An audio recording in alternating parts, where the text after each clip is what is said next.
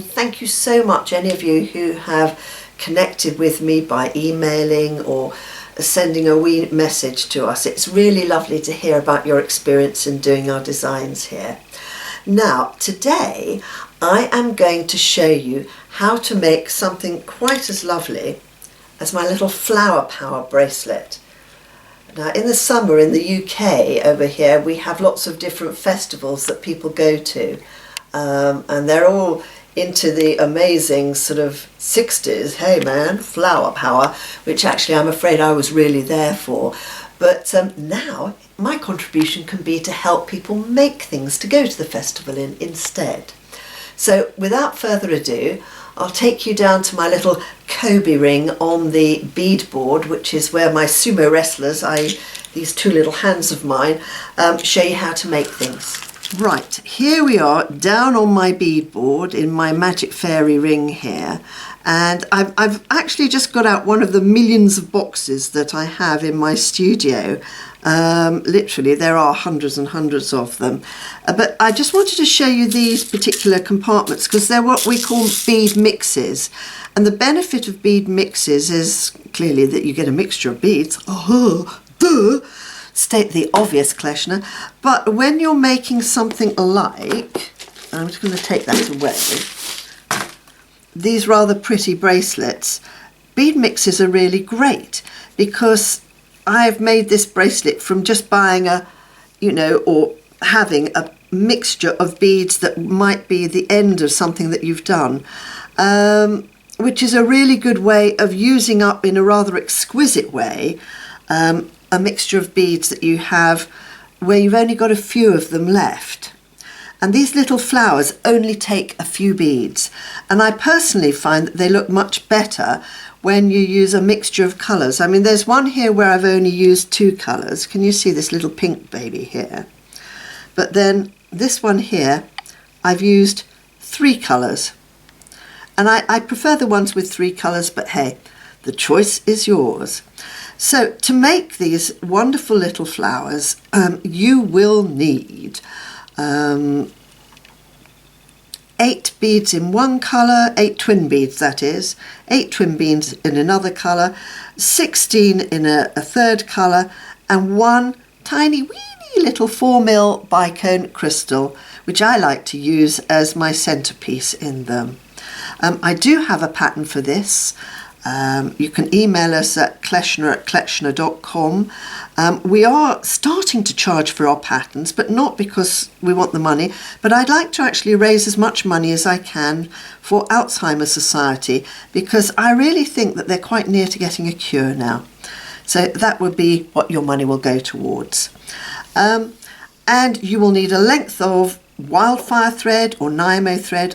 My personal preference is wildfire thread, a size 10 or a size 12 needle, and as I always say, aren't we lucky that the tools of our trade are so reasonably cheap and so easy and accessible to carry around with us. So to make a bracelet like this, dependent on the size of your wrist, you're going to need to make, I've got sort of 7 flowers here.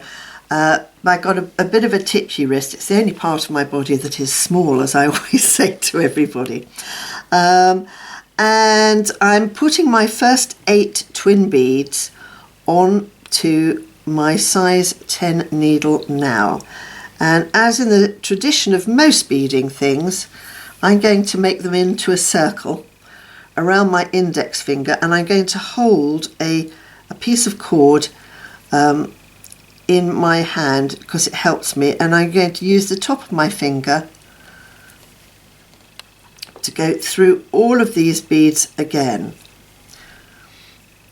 All of our patterns, by the way, are photographed on a step-by-step basis because I think it makes it much easier. Now I'm going to do something I don't usually do, which is I might well make a knot for this.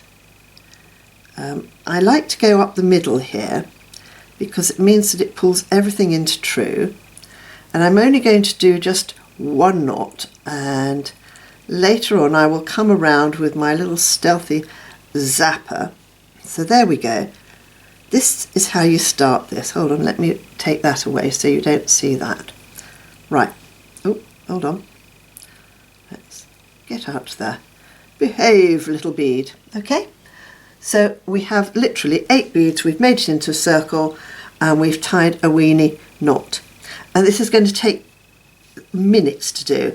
We then step up through the top hole of the bead, and I'm going to put in our next colour. So in between every bead, every twin bead, I'm going to place another twin bead. You know, this is a terribly, terribly simple make. Very easy, oh, hello, come back here. Very good for beginners. Hopefully you can see what I'm doing here. I know you can only see part of my circle, but quite simply I am placing a bead in between every other bead that I have here. And you're going to need to make a few of these. I have to say I haven't as yet made a necklace out of it, but I think it would look absolutely delightful. It's like having a kind of a daisy chain, really. Now, what I always like to do and always tell everyone to do is always go past the join when you're doing anything. So move to a different part of the piece because it gives you a much more robust join. So there we go. That's stage 2. Very simple so far, isn't it? And then I turn round, flip it over and turn round. And my last row, yep, only 3 rows, is I'm going to pick up 2 of each of these beads. And I'm going to go and put those 2 beads, a little bit like, if you haven't looked at it yet, have a look at my knitted stitch, but it's a very, very good stitch, a little bit more complex than this, but very effective. And what I love about these ones, which have got a sort of a metallic thing, is they give you a little stripy petals on the outer edge. But I think you'll understand when I've finished this why I say I rather like the effect of 3 different colours. Although actually I like it when you have 2 colours too. There we go. 2 here. And we've almost finished making our first daisy. Not bad, is it? What's that taken? Minutes, if that. There we go. And as I said, we go past here to take this around, past this part here, and it's doubled up. Okay. And there you have your little daisy flower. I'm just going to get my stealthy zapper and take out that. This is just a battery operated thread zapper. I know that Beadalon sell them. In fact, they've got a much better new generation one now, which holds 2 batteries. Right, now what I'm going to do is I want to put my middle in here. So I'm going to work my way back down the side of all of my beads here to my middle. There we go. I've done it in a sort of a zigzag because again it helps to give it more space. I'm going to pop my little 4mm bead on and I'm going to work my way back up on the other side. There we go. That sits comfortably in the middle here. I'm going to come up the side of this bead here, through the next one, and within nano moments I have made a flower. Now all that remains to be shown is how you actually join all the flowers up together. So here we go. I found that in my mixture of beads I had a number of green ones. Forgive the my magnetic magic circle here, and I have some tiny little magnets. Now the way I joined all my flowers up is quite simply I went into the middle of my 2 flowers like this. So there we go, and I went through there. I found some little green beads here and I put it through here like that. I went back around through the middle of the 2 beads that there are together, the twins, the twinny twins.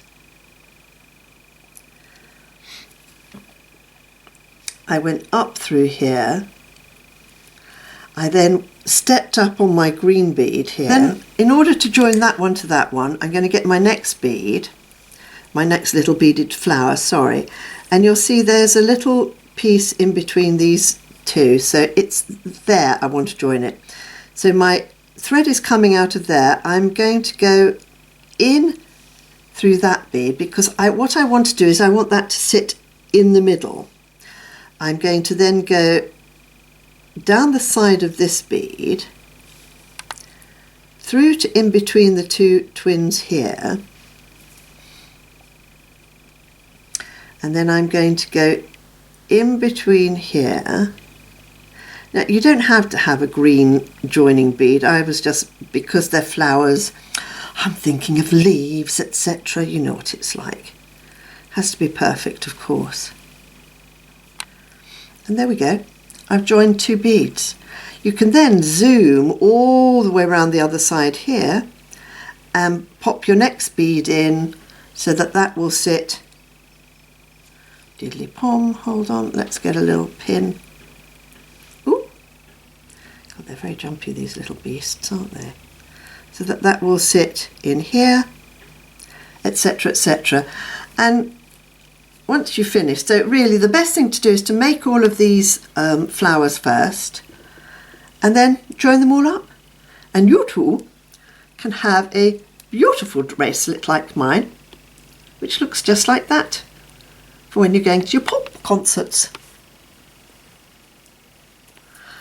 Oh, and in the middle, of course, here, I've actually inserted, in the same way as I've inserted the leaves, I've actually inserted and integrated my lovely little magnetic clasp here. Now I would also advise you, because it's a very light piece and when you're using magnets they tend to magnetize onto other things you don't want them to put just a little row of beads or a tiny chain there as a safety chain, just to avoid you actually losing it. But otherwise I think it's a really pretty little summery piece for you to make.